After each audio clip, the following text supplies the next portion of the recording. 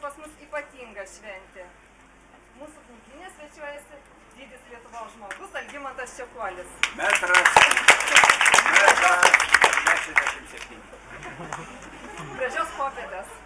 Man labai palengvino užduoti, todėl, matot, kiek yra klausimų. Kaip lavintis ir šviestis pagal Čekuolį. Tai šitą eglę rašo. Nėra jokio, neturiu jokio recepto lavintis ir šviestis. Išskyrus vieną. Negalima sau leisti, kad nors pusę valandos būtų nuobodu. Aš neatsimenu nei vienos, nei pusvalandžio nuobodžios. Visada randi ką veikti ir ką įdomaus veikti. O dabar ypatingai. O tokiam šauniam mieste kaip Vilniuje 10 kartų ypatingai.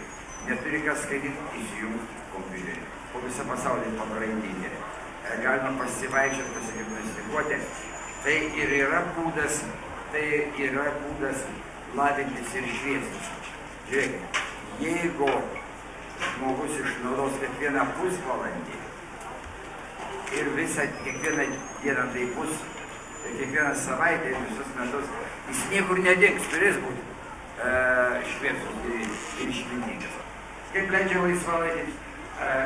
Ačiū, patėdau. Aš laisvalaikį neturiu. Man dabar jau susimaišė, tiesiai pasakysiu, darbas jau laisvalaikis vienodai rodo. Tikiu, kad esate lepinas moterų nebinta nėra tau. Kaip į tai reaguoja jūsų žmona? Edita?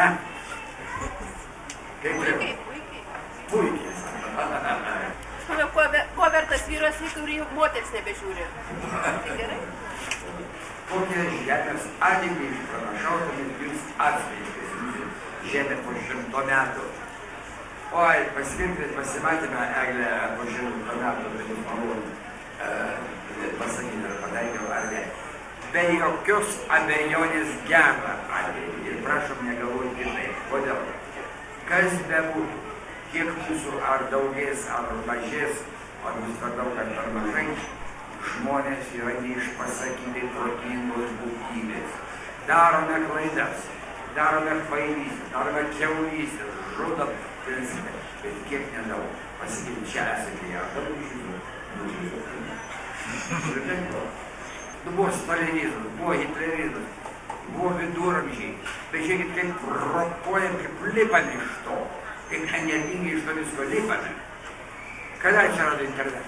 Kas prisimena? Jaunimas neprisimena, man atrodo, per Kristų pakeitimą. Ponia, gal jūs atsimenat, kada internetas? Prieš 20 metų. Prieš kiek? 20.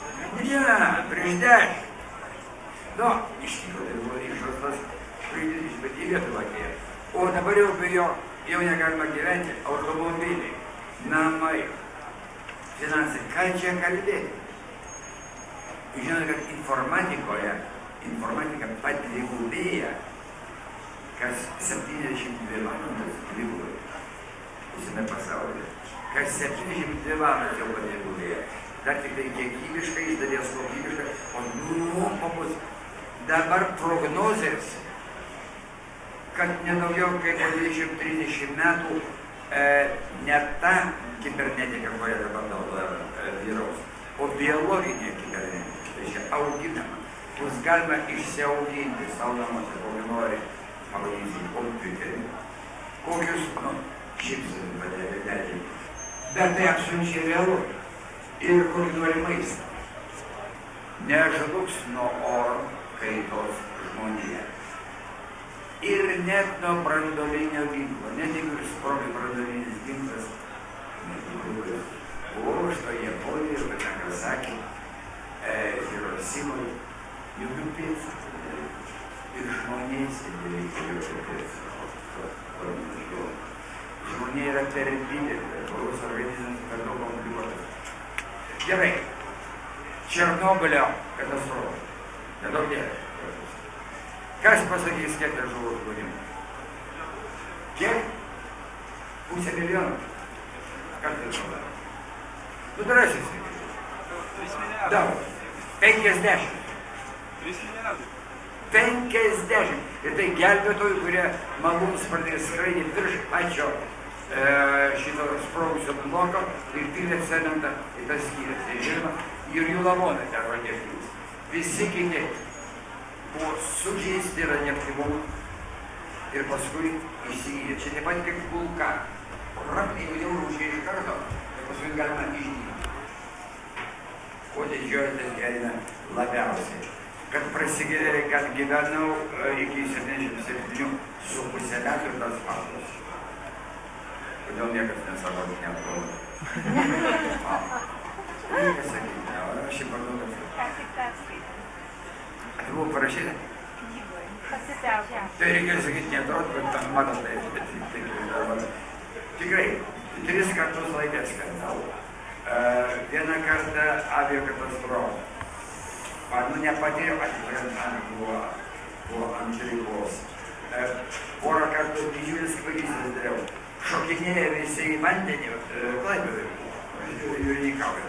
Ir ant plonas buvo ant jo gėlėmis. Ir patėjau, pakamščiai dėjau. Iškilau, čiupau už galvos, ofų boksas ir durumina ranką. Galėjo būti trupučiuką aukščiau 2 centimetrais ir būčiau likęs pasmeigtas kaip Sintė ant šakos ant šito veido. Bet tai, kad nežiūrint viso to, tai gyvenau iki šiol, to labiausiai didžiuojas. Ir žinot, kas prieš jūs sėdė? Seniausias pasaulyje televizijos vaidmenys vedėjas. Yra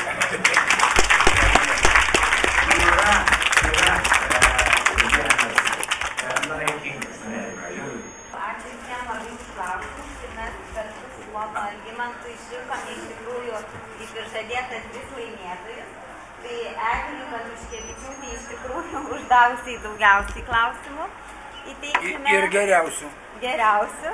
Ir taip pat dar 2 klausimai yra laimėtojai. Tai pono Alfredo klausimas apie intriguojantį kalbėjimą ir Ugnės klausimas, kaip tapote sėkmingu žmogumi.